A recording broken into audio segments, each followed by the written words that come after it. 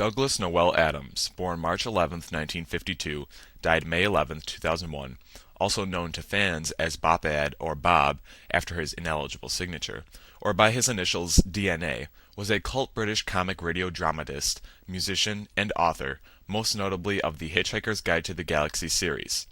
Hitchhikers began on radio and developed into a trilogy of 5 books, which had sold more than 15 million copies by the time of Adams' death, as well as a television series, a computer game, and a feature film that was completed only after Adams' death. In addition to the Hitchhiker's Guide to the Galaxy, Douglas Adams also wrote or co-wrote 3 stories for the science fiction staple Doctor Who, and served the series as script editor during the 17th season. His other written works include the Dirk Gently novels, co-author credits on 2 Liff books, and Last Chance to See, itself based on a radio series. His fans and friends also knew Adams as an environmental activist, a lover of fast cars, cameras, the Apple Macintosh, and other techno-gizmos. He was a keen technologist, using such inventions as email and Usenet before they became widely popular or even widely known. Adams was a self-described radical atheist. Towards the end of his life, he was a sought-after lecturer on topics including technology and the environment. Since his death at the age of 49, he is still widely revered in science fiction and fantasy circles. Section 1. Early life. Douglas Adams was born to Jeanette Donovan Adams, now Janet Thrift, and Christopher Douglas Adams in Cambridge, England. His parents had one other child together, Susan, who was born in March 1955. His parents separated and divorced in 1957, and Douglas, Susan, and Janet moved in with Janet's parents, the Donovans, in Brentwood, Essex. Douglas's grandmother kept her house as an official RSPCA refuge for hurt animals, which exacerbated young Douglas's hay fever and asthma. Christopher Adams remarried in July 1960 to Mary Judith Stewart, born Judith Robertson. From this marriage, Douglas Adams has a half-sister, Heather. Janet remarried in 1964 to a veteran, Ron Thrift, providing 2 more half-siblings to Douglas, Jane and James Thrift. Section 2. Education and Early Works. Adams first attended Primrose Hill Primary School in Brentwood, Essex. He took the exams and interviewed for Brentwood School at age 6 and attended from 1959 to 1970. Adams attended different divisions of the school, including the prep school and the middle school. While at the prep school, he had an English class taught by Frank Halford, where Halford awarded Adams the only 10 out of 10 of his entire teaching career for a creative writing exercise. Adams remembered this for the rest of his life, especially when facing writer's block. Some of Adams' earliest writing was published at the school, such as a report on the school's photography club in the Brentwoodian in 1962, or spoof reviews in the school's magazine Broadsheet. Adams also had a letter and short story published nationally in the UK in the boys' magazine The Eagle in 1965. Adams also met Griff Rhys-Jones at the school. The two appeared together in a production of Shakespeare's Julius Caesar in 1968. He was 6 feet tall by the time he was 12, and he stopped growing only at 6'5". On the strength of a bravura essay on religious poetry that mixed the Beatles with William Blake, he was awarded a place at St. John's College, Cambridge, to read English, entering in 1971. Adams attempted early on to get into the Footlights Dramatic Club, with which several other names in British comedy had been affiliated. He was, however, turned down and started to write and perform in revues with Will Adams, no relation, and Martin Smith, forming a group called Adams Smith Adams. Later, on another attempt to join Footlights, Douglas Adams was encouraged by Simon Jones, and Adams found himself working with Rhys-Jones, among others. In 1974, Adams received a B.A. and later an M.A. in English Literature. Some of his early work appeared on BBC Two in 1974, in an edited version of the Footlights Revue from Cambridge that year. A version of the same revue, performed live in London's West End, led to Adams being discovered by Monty Python's Graham Chapman. The two formed a brief writing partnership, and Adams earned a writing credit in one episode, episode 45, Party Political Broadcast on behalf of the Liberal Party, of Monty Python's Flying Circus. In the sketch, a man who had been stabbed by a nurse arrives at his doctor's office bleeding profusely from the stomach. When the doctor makes him fill out numerous senseless forms before he can administer treatment, a joke he later incorporated into Vaughan's obsession with paperwork, Adams also contributed to the sketch on the album for Monty Python and the Holy Grail. Douglas also had two Blink and You Miss Them appearances in the fourth series of Monty Python's Flying Circus. At the beginning of episode 42, The Light Entertainment War, Adams is in a surgeon's mask, pulling on gloves, while Michael Palin narrates a sketch that introduces one person after another, and never actually gets started. At the beginning of episode 44, Mr. Newton, Adams is dressed in a pepper pot outfit and loads a missile onto a cart driven by Terry Jones, who is calling out for scrap metal, any old iron. The two episodes were first broadcast in November 1974. Adams and Chapman also attempted a few non-Python projects, including Out of the Trees. Some of Adams' early radio work included sketches for The Burkus Way in 1977 and The News Headlines. He also co-wrote again with Graham Chapman the 20 February 1977 episode of Doctor on the Go, a sequel to the Doctor in the House television comedy series. As Adams had difficulty selling his jokes and stories, he took a series of odd jobs in order to have some income. A biography from an early edition of one of the Hitchhiker Guide to the Galaxy novels provides the following description of his early career. After graduation, he spent several years contributing material to radio and television shows, as well as writing, performing, and sometimes directing stage reviews in London, Cambridge, and at the Edinburgh Fringe. He also worked at various times as a hospital porter, barn builder, chicken shed cleaner, bodyguard, radio producer, and script editor of Doctor Who.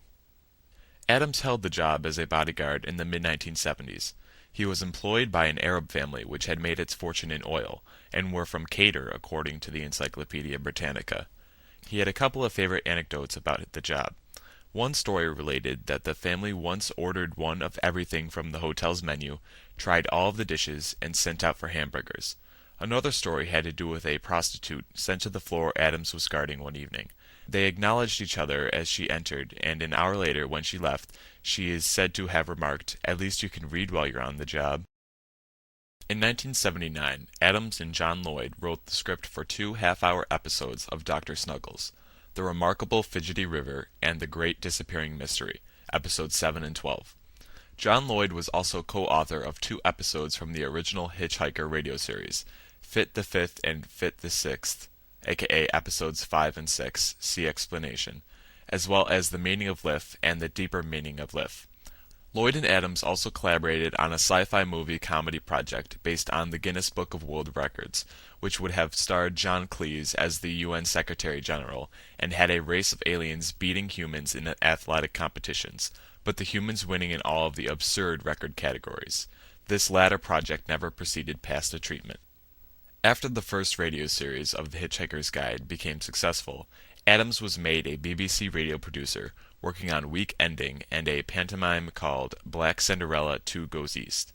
He left the position after 6 months to become the script editor of Doctor Who. Section 3. The Hitchhiker's Guide to the Galaxy. The Hitchhiker's Guide to the Galaxy was a concept for a science fiction comedy radio series pitched by Adams and radio producer Simon Brett to BBC Radio 4 in 1977. Adams came up with an outline for a pilot episode, as well as a few other stories, reprinted in Neil Gaiman's book, Don't Panic, the official Hitchhiker's Guide to the Galaxy companion, that could potentially be used in the series. According to Adams, the idea for the title, The Hitchhiker's Guide to the Galaxy, occurred to him while he lay drunk in a field in Innsbruck, Austria, though he joked that the BBC would instead claim it was Spain because it's easier to spell, gazing at the stars.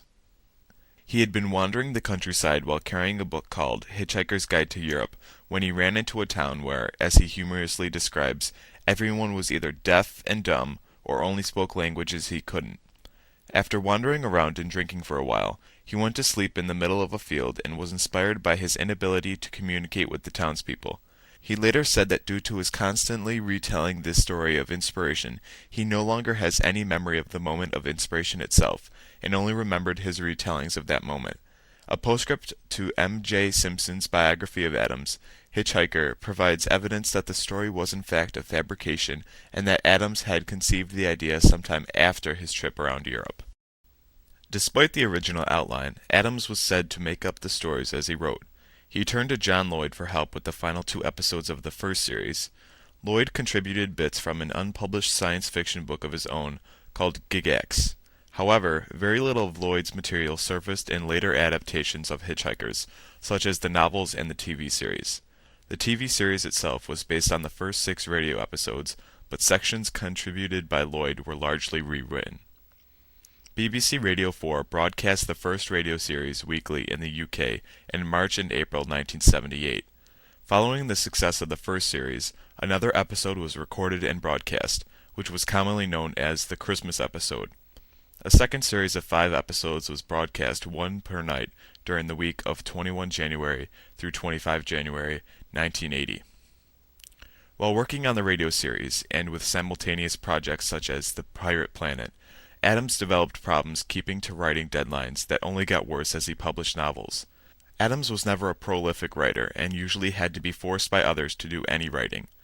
This included being locked in a hotel suite with his editor for 3 weeks to ensure that So Long and Thanks for All the Fish was completed. He was quoting as saying, "I love deadlines. I love the whooshing noise they make as they go by."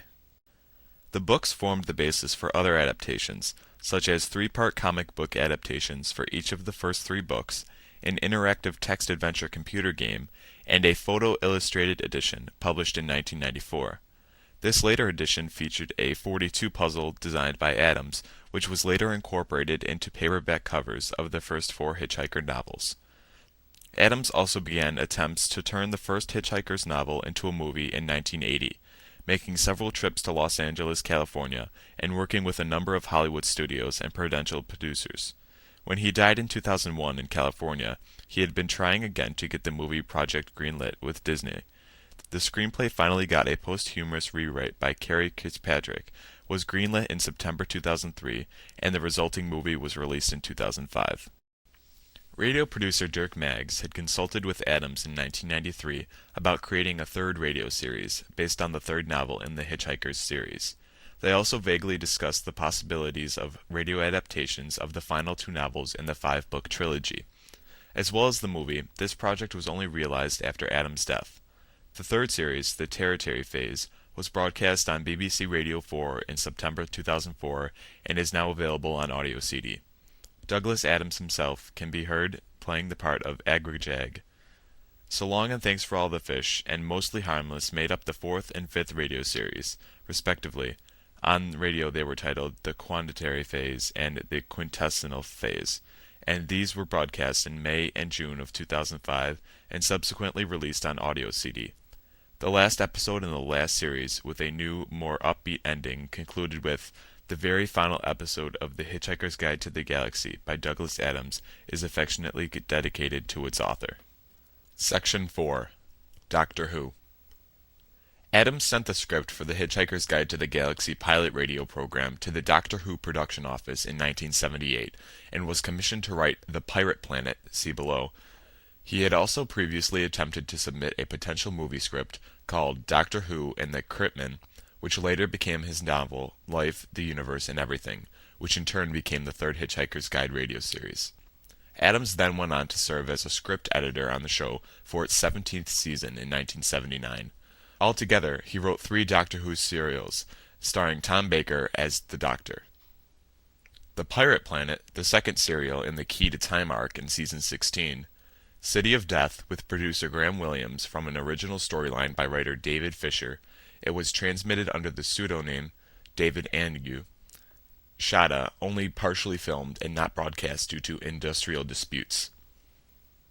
Adams was also known to allow in-jokes from The Hitchhiker's Guide to appear in the Doctor Who stories he wrote and other stories on which he served as script editor. Conversely, at least one reference to Doctor Who was worked into a Hitchhiker's novel. In Life, the Universe, and Everything, 2 characters travel in time and land on the pitch at Lord Cricket's ground. The reaction of the radio commentators to their sudden appearance is very similar to a scene in the 8th episode of the 1965 story The Daleks' Master Plan, which has the Doctor's TARDIS materialize on the pitch at Lord's, with the reaction of the match's commentators. Elements of Shada and City of Death were reused in Adams' later novel, Dirk Gently's Holistic Detective Agency, in particular the character of Professor Cronus. Big Finish Productions eventually remade Shada as an audio play starring Paul McGann, as the Doctor. Accompanied by partially animated illustrations, it was webcast on the BBC I website in 2003 and subsequently released as a 2 CD set later that year. An omnibus edition of the version was broadcast on the digital radio station BBC 7 on the 10th of December 2005.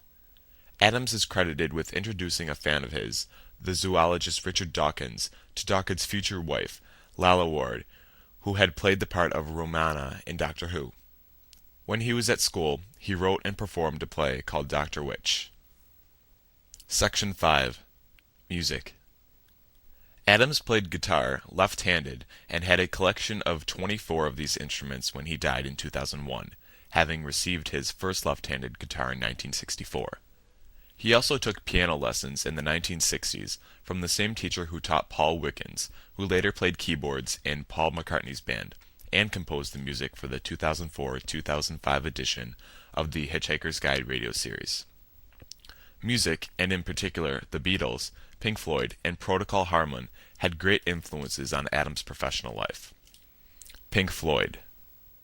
Adams included a direct reference to Pink Floyd in the original radio series of The Hitchhiker's Guide to the Galaxy. Landing on an alien planet, the main characters survey the landscape while still an atmospheric section of Pink Floyd's Shine On You Crazy Diamond plays in the background. It is immediately revealed that rather than being non-diegetic background music, the excerpt is being hummed by Marvin, an android character. See also Pink Floyd Trivia or Hitchhiker's Radio Series Trivia. Adams' official biography shares its name with the song Wish You Were Here by Pink Floyd. Adams was friendly with their guitarist David Gilmour, and as his 42nd birthday gift, was invited to make a guest appearance at one of their 1994 concerts in London, playing rhythmic guitar on the song Brain Damage and Eclipse. Adams chose the name for Pink Floyd's 1994 album, The Division Bell, by picking the words from the lyrics to one of its tracks. Gilmour also performed at Adams' memorial service. Pink Floyd and their reputation for lavish stage shows were also the inspiration for the Adams-created fictional rock band Disaster Area, renowned as the loudest band, and, in fact, the loudest noise in the universe. One element of Disaster Area's stage show was to send a spaceship hurtling into a sun, probably inspired by the airplane which would crash into stage during some of Pink Floyd's live shows, usually at the end of On the Run. The 1968 Pink Floyd song Set the Controls for the Heart of the Sun may also have influenced part of the ideas behind Disaster Area. Procol Harum. Douglas Adams was a good friend with Gary Brooker, their lead singer, pianist, and songwriter of the progressive rock band Procol Harum. Adams is known to have invited Brooker to one of the many parties that Adams held at his house. On one such occasion, Gary Brooker performed the full 4-verse version of his hit song, A Whiter Shade of Pale. Brooker also performed at Adams' memorial service. Adams also appeared on stage with Brooker to perform In Held 'Twas in I at Red Hill when the band's lyricist Keith Reed was not available. On several other occasions, he had been known to introduce Procol Harum at their gigs. Adams also let it be known that while writing he would listen to music, and this would occasionally influence his work. On one occasion, the title track from the Procol Harum album, Grand Hotel, was playing, when suddenly, in the middle of the song, there was this huge orchestral climax that came out of nowhere and didn't seem to be about anything. I kept wondering what was this huge thing happening in the background, and eventually thought, it sounds as if there ought to be some sort of floor show going on. Something huge and extraordinary, like, well, the end of the universe. And so that was where the idea for the restaurant at the end of the universe came from. Other musical links. Adam made a number of links to music of the time in his books. For example, a mouse proposes that the ultimate question of life, the universe, and everything is, how many roads must a man walk down? A line from Bob Dylan's song Blowin' in the Wind. The restaurant at the end of the universe is dedicated to the 1980 Paul Simon soundtrack album One Tricky Pony. Adams says he played it incessantly while writing the book. In So Long and Thanks for All the Fish, Arthur Dent listens to a Dire Straits LP, and Adams goes on to pay tribute to their lead guitarist, Mark Knopfler. Adams also later reveals that this particular song, to which he refers to in the book, although never by name, is Tunnel of Love by the Making Movies album. Elvis is later discovered playing in a diner attended by Ford Prefect and Arthur Dent, where he is simply known as the King. Besides modern rock music, Douglas Adams was a great admirer of the work of Johann Sebastian Bach, which provides a minor plot element in Dirk Gently's holistic detective agency. Adams was also a major fan of the Beatles. He makes a reference to Paul McCartney in Life, the Universe, and Everything, and quotes lyrics and titles from the songs by the Beatles in Mostly Harmless and Dirk Gently's holistic detective agency. Adams also does this at least once in The Salem of Doubt. In Chapter 3, there is a conversation between Kate and Dirk, which includes the following exchange. "So? I looked around and I noticed there wasn't a chair." Taken together, these two lines form a quotation from Norwegian Wood on the Rubber Soul album.